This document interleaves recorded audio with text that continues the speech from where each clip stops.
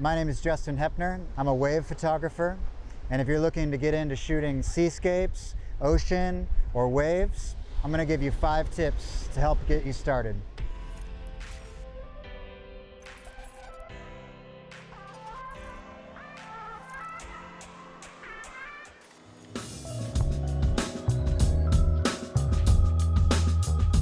Tip number 1 is understanding your subject. One of the most helpful things for you if you're going to shoot in the water is to understand the movement and the motion and the waves of the ocean. And once you've gained a healthy understanding of all of those things, it makes it a lot easier to take your focus off of it and focus on what you're trying to shoot, what you're trying to capture. Second tip is to understand your gear. Now, you can't just take your camera in the ocean without something to protect it. And so what I use is my Aquatech Image Solutions water housing.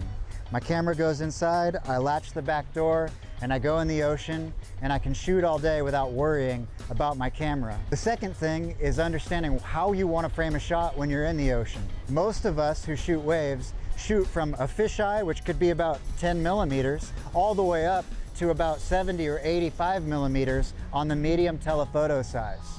And so you need to decide not only what's going to protect your camera, but what kind of lens you want to be using once you get it inside of your housing, because you're all locked up and ready to go.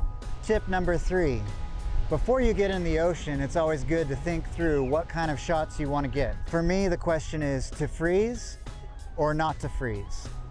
And you're shooting a moving subject when you shoot the ocean.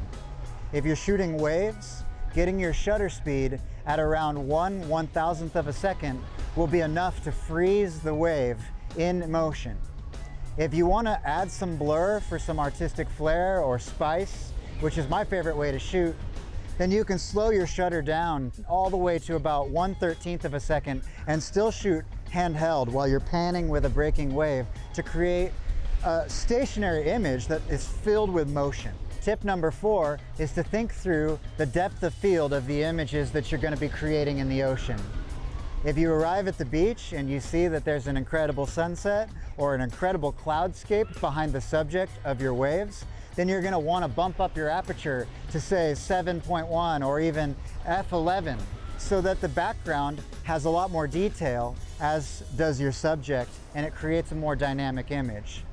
The opposite of that would be if you want a more narrow depth of field and wanted to focus in only on your subject, which would be pushing your aperture down to the lower numbers, 2.8 or 4.5 or 5, so that you can have a blur in the foreground and blur in the background and only your image in focus. Tip number 5, photography is all about how light interacts with the subject you want to capture. And for me, there's 2 times of day that I find the light to engage with waves in a unique way. One is in the morning hours during sunrise, and the second is in the evening hours at sunset. Both of those are incredible options for you to get in the ocean and capture incredible images with the light engaging with the subject of ocean and waves. And after sunset is finished and the sun dips below the horizon, I go back to shore and I pull out my Lume cubes. I take the Lume Cube 2.0 into the ocean, and now I have an artificial light source that helps me light up the subject of ocean waves and really gives me an opportunity to bring a unique expression in the images I create from the ocean. Thanks for watching. These have been 5 tips to help you get started with ocean wave photography. If you want to follow along, my Instagram name is @JustHep, and we hope to see you out there. Tip number 5, it's all about light. There you go. That's the tip. Take that.